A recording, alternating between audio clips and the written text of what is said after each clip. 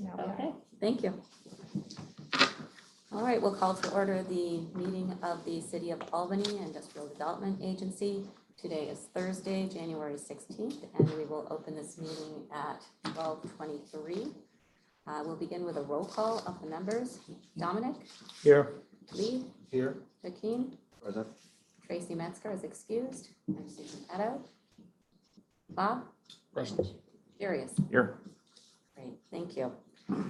We will then move to reading and approval of the minutes of the board meeting of December 19th, 2019. Given that these minutes were previously discussed, we will move to dispense with the reading of those minutes and move directly to approval. We have a motion. So moved. Thank you. Second? Second. All in favor? Aye. The minutes of the board meeting of December 19th, 2019 are approved. We will take things a little bit out of order and come back to the report of the Chief Financial Officer so we can get straight to unfinished business, beginning with 563 Scotland Avenue.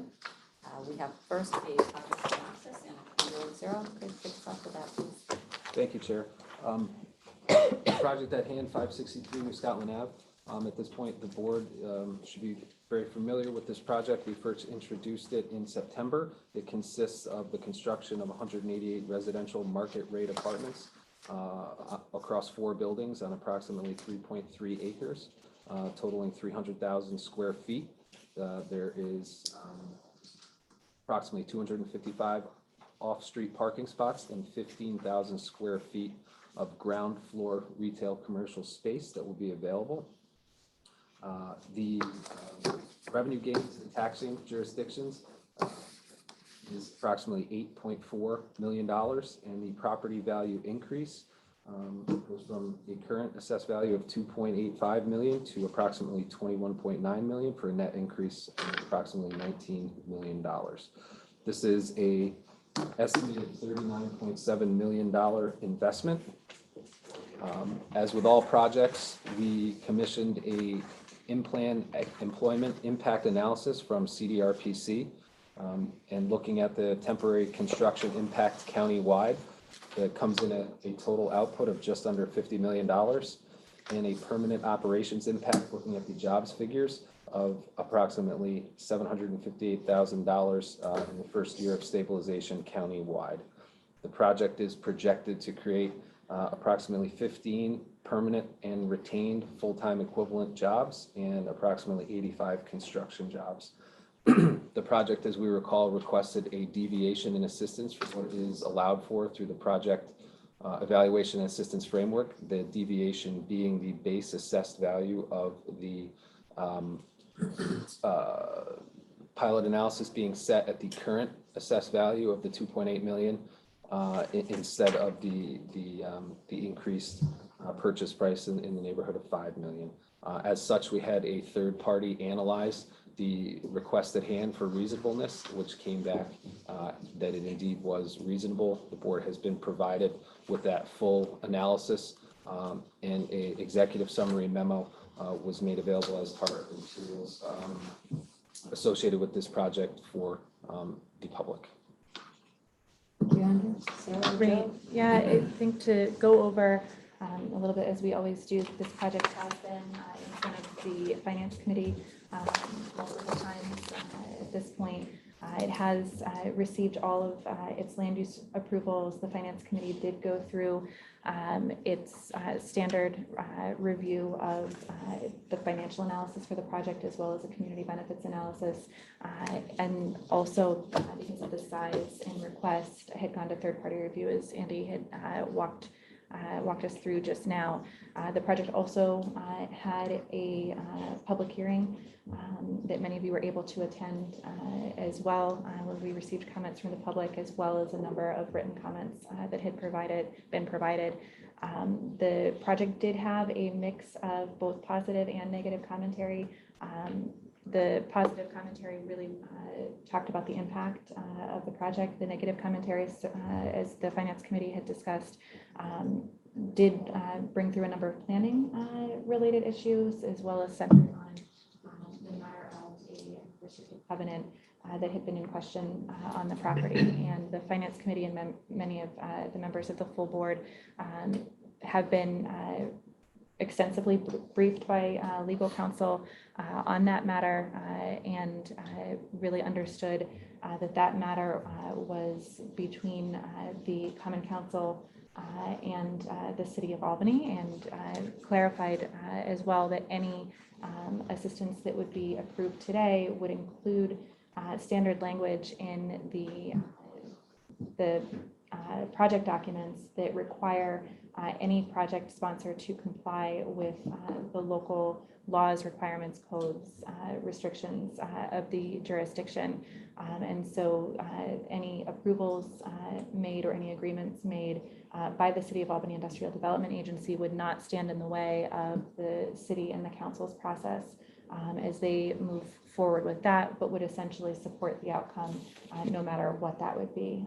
And so the Finance Committee had recommended to move forward with this project as a positive recommendation based on financial analysis, benefits analysis, as well as the determination that the City of Albany Industrial Development Agency should be making decisions that are within its jurisdiction and powers, and allow bodies that have other jurisdictions and powers to really make decisions that are within their responsibilities. And so that's sort of where we are today on the matter, and there's a series of resolutions in front of the board for consideration for approval of the project.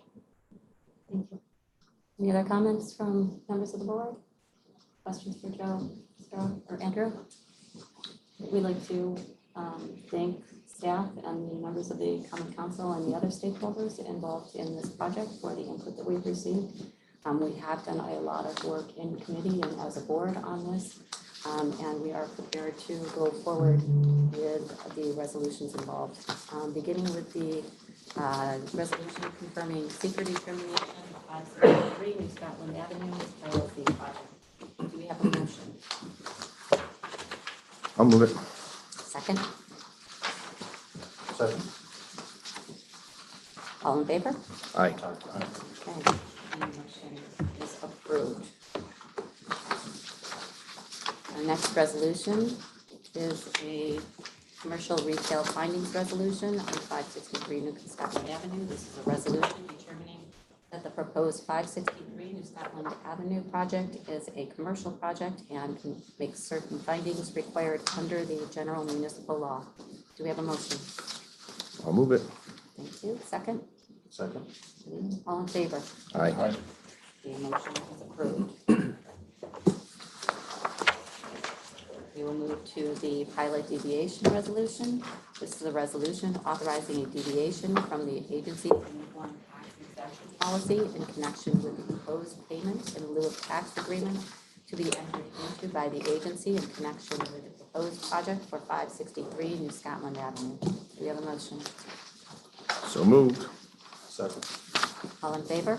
Aye. Chair, before we take the full vote on that, because this is a pilot deviation recommendation, we typically like to pause and acknowledge that this is a deviation from our uniform tax exemption policy, and make note to the materials that cite the community benefits analysis and the particular reasons for moving through with the deviation. That's part of your packet as well. We have reviewed those documents several times, including in the Finance Committee last week, and received a positive recommendation on this. All right, so Let's retake that vote. all in favor? Aye. Okay, the motion is approved. And the last resolution with regard to 563 New Scotland Avenue is the approving resolution. This resolution authorizes extension of execution of documents in connection with a leaseback transaction for the project at 563 New Scotland Avenue. Do we have a motion? So moved. Second. All in favor? Aye. That motion is approved as well. Thank you again for all the work that's gone into this.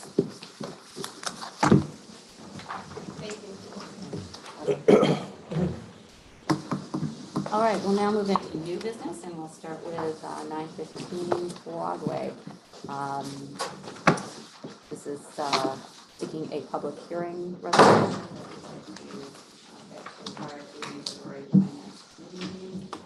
Is there any discussion or? I'd just like to make a quick note. We, as with all projects, we commissioned CRPC to run an economic impact analysis via InPlan. We have just received that. We will be updating the project summary to reflect that. And also associated with this project was a requested deviation in assistance. We have commissioned a third-party consultant to assess the reasonableness of that request for the assistance at hand. A draft copy of that analysis has just been received as well by staff, and we will be analyzing that. And we expect the final analysis and findings will be made available to the board well in advance of the public hearing. Great. Any other questions about 950 Broadway at this time? No. Okay. Then we'll entertain a motion for a public hearing. This is a resolution authorizing the chief executive officer of the City of Albany Industrial Development Agency to hold a public hearing regarding a proposed project to be undertaken for the benefit of Broadway 915 LLC. Thanks, Bob. Second. Lee, all in favor? Aye. The motion is approved.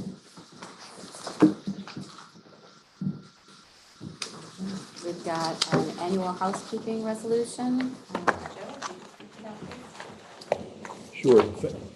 Thank you, Susan. If you go to your the materials, this resolution was distributed in advance of the meeting, as were the other materials that are for consideration by the board.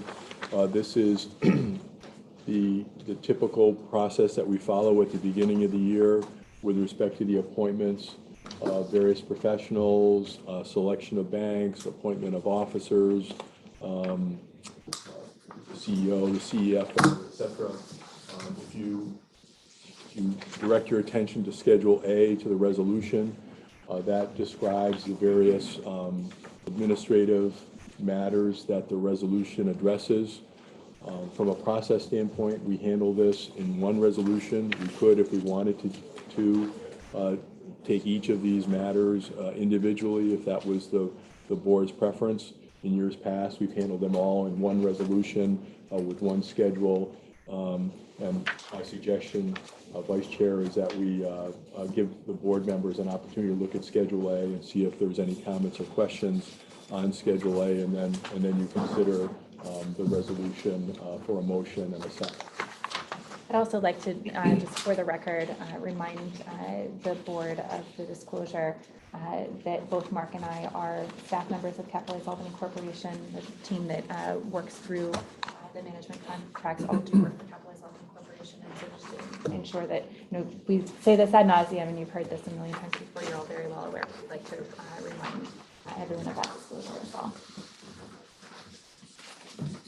All right, we can take just a moment for people to review this, and it has been previously distributed, so it won't take too long, but if you have any questions at this time, you could raise those to Joe and Sarah. I'm perfectly happy and ready to move it and to do it all in one fell swoop. Okay. We have a motion on the table. Do we have a second? Okay, all in favor? Aye.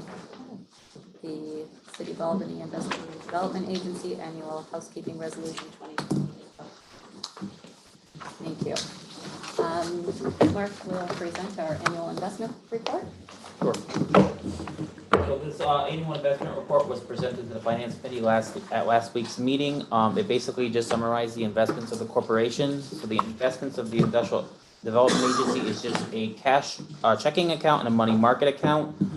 So with that, the combined balances at the end of 2019 was a little over $3.3 million. You can see the activity in each of the accounts that are listed on the reports.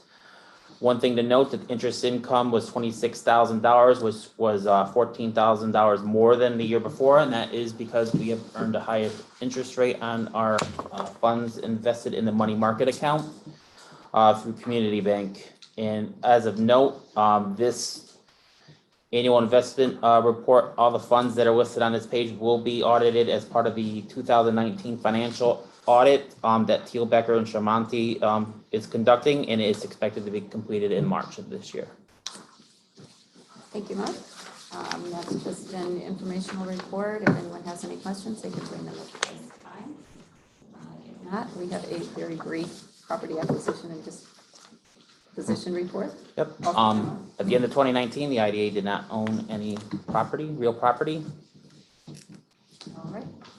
Let me go ahead and take the financial report. So in front of you is the last report of the cash position of the IDA for 2019.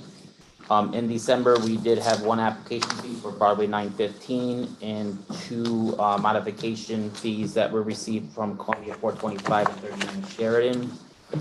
Other than that, we did receive income from the part of the CRC agreement and interest income, and all the expenses listed in December were either approved by the board in the budget or approved during the year of 2019. So as noted in the investment report, the ending cash is a little over $3.3 million. Great. Thank you, Mark. We'll move back to other business at this point in time then. Sarah, agency update? Sure, under agency update, I want to just remind everybody that the New York State Economic Development Council annual meeting will be held the 29th to 30th. As a sponsor of that meeting, the City of Albany IDA does have complimentary registration, and we are also working to register if any of you would like to attend that. Conditions that went into attendance correspondence. Ask you to commit to that, but please don't forget to get registered if you'd like to attend that. I think that's it I had under agency update. Very quickly, at the conclusion of this meeting, staff will be passing out the conflicts of interest policy and acknowledgement forms and the confidential board evaluations. This is an annual exercise that is required via our policy manual. We ask that at your earliest convenience, fill those out and return them. Staff will also follow up with those documents in email form as well for all board members. Thank you. So that takes care of the first part of the, was that on? It'll be under agency update. Oh, sorry, let's go back to agency update then. So I just wanted to offer a compliment to Sarah in that response that she sent to Councilman Hoey yesterday. I thought it was a very good response, particularly in light of the tone of that email, which I don't know was intentional, but certainly came off as threatening, which isn't productive, even though this is a difficult decision. It was a difficult topic. I understand that, you know, people have emotional feelings about it, but I don't know why that email had to be written in the way that it was. And I always try to give people the best assumption that perhaps it wasn't intended as such, but it did come off as offensive to me. That said, thank you for responding on our behalf, because I thought your response was both productive and deflective to that tone. So thank you. Just to follow up, with Bob, I spoke to Councilmember Hoey yesterday about his letter and Sarah's response, and tried to again explain the workings of the Industrial Development Agency and that it's different than other agencies. And he did have a few questions that hopefully I explained the point I was going to Sarah, but you know, we did have a discussion, and I did try to go over what our role is compared to a planning board or a BZA board compared to this project and other projects that can come before us, and what our jurisdiction is and what it isn't. And I think I still think there's some misunderstandings out there and misunderstandings of what pilots really are and those types of things. And there was one question raised: could we send this back for environmental review, even though it's already been approved by the planning board and those types of things? So I hope I did all right, and maybe got the explanation a little bit through to Councilmember Hoey. And he also was contacted by another member of the public about the project, and again, I it was pretty much the same thing. I just want to second Bob's emotion, if not motion, about the appropriateness of the response. I also think, being that we're now streaming live, I think it's important to note that one of the mischaracterizations in the email, and is frequently a mischaracterization, is that we're giving away public money, and we are doing nothing of the sort. Not one dime is given away for any one of these projects.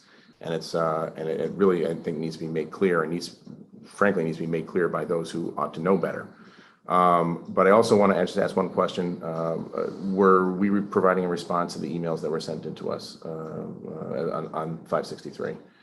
Typically, they have the public comment that comes in, they are public comments. It's not a question and answer. If there are specific questions on things, we typically do provide answers to those factual responses to things that come in. I think it might be helpful if we provide a response, because they're all essentially saying the similar thing to the individuals. Yeah.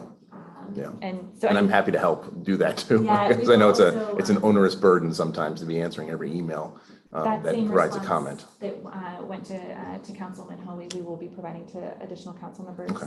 as well. And I appreciate the comments that you made today. And it's part of the role is handling that. And people do have emotional reactions to projects that affect them, and that's expected. I think the important thing to note for the record, and you all know this well, is that we do an extensive training with the City of Albany Common Council annually as part of our annual report that is made. We provide a sizable report regarding our annual activities to the council every year. It's also posted on our website. We attend a council committee meeting where the entire council is invited to come and really have us walk them through, again, that sort of training and refresher on what the IDA is and what the IDA is not, as well as the activities of the previous year. And we've had various levels of attendance over the years at that council meeting.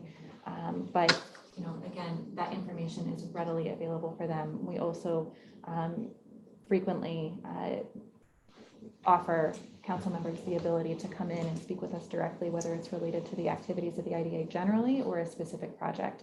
And we have had a number of council members take us up on that over time and come in and talk through. So in terms of the mechanics of the IDA, they do have all of that information.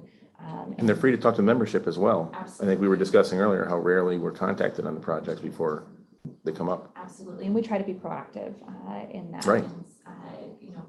Misinformation is the concern, and once the facts are out there, it is pretty clear the role that this body plays compared to other bodies, as well as the impact that the decisions of this group has really to the positive for the taxing jurisdictions. So I appreciate those comments, and just want to again make it very clear that we are open and available in addition to those standard times throughout the year where we're reaching out, and obviously the council is notified of all of our meetings and projects.